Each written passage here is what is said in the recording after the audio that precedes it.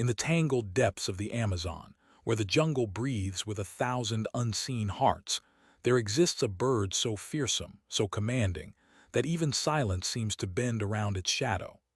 The harpy eagle, half myth, half monster, is not simply a predator. It is an empire of muscle, feather, and claw, ruling the rainforest canopy with a grip that can snap bones like twigs. Its talons alone dwarf a human hand, curving like the blades of executioners. Imagine fingers the size of grizzly bear claws, sharpened not by steel, but by evolution's slow, merciless hand.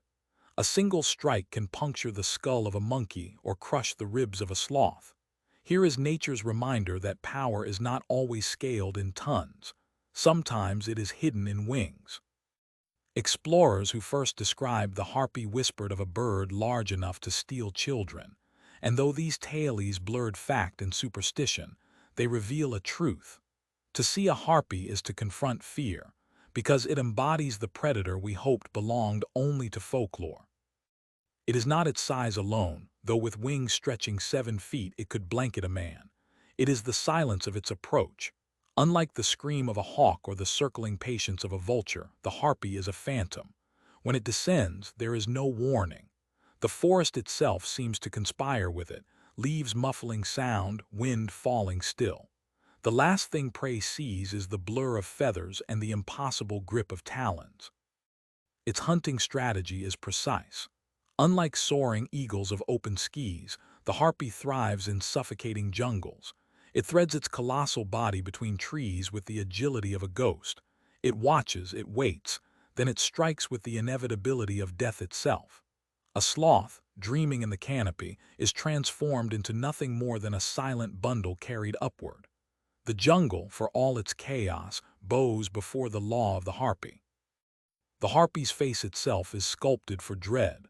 A crown of feathers can raise and flare, creating a mask both regal and monstrous. Its pale eyes pierce through shadow like lanterns in a tomb. It does not ask for respect, it demands it. But terror is not the whole of its story. There is genius here, too.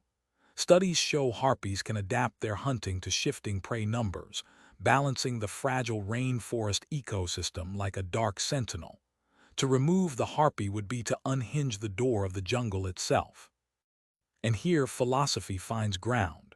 Friedrich Nietzsche once said, "He who fights with monsters should be careful lest he thereby become a monster." The harpy is the monster we must fight only in our imagination, for in truth it is our guardian. It kills to live, but in that act it keeps the rainforest breathing. Without the shadow of the harpy, life below would falter. Consider its claws compared to your own hand. You may write, you may build, you may cradle. The harpy may only rend, crush, and kill. Yet which is stronger, the hand that creates or the hand that ends? Henry David Thoreau wrote, "The world is but a canvas to our imagination."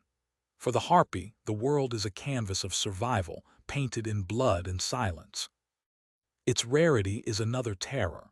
Fewer than 50,000 remain across the Americas. To see one in the wild is a lifetime's privilege and a warning. Like vanishing empires, their absence would mark not only a loss of beauty, but a fracture in the great chain that binds life.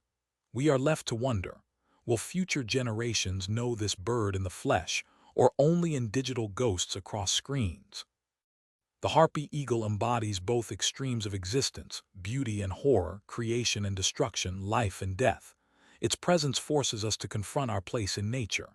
Ernest Hemingway once said, "The world breaks everyone, and afterward many are strong at the broken places."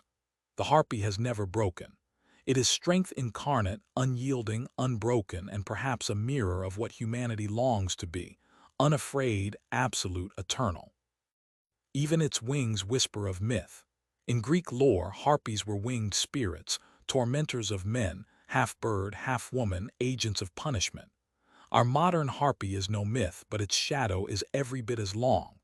When it rises above the jungle canopy, carrying its prey into silence, one can almost believe the legends were true.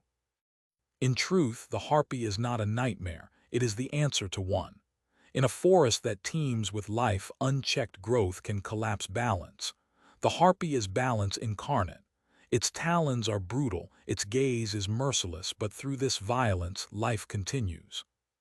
Confucius once wrote, "It does not matter how slowly you go as long as you do not stop." The harpy does not hurry. It waits, patient, eternal in its rhythm.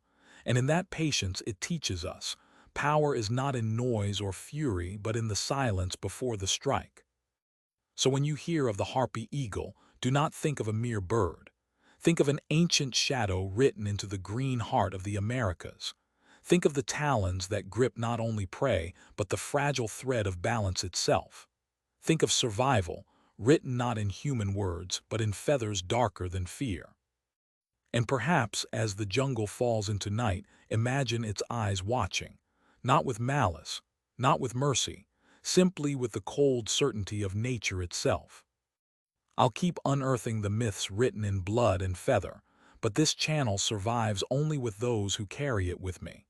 If the harpy's shadow has moved you, help me keep searching for the creatures that haunt the edges of truth. The link is in the description, and every gesture of support keeps the hunt alive.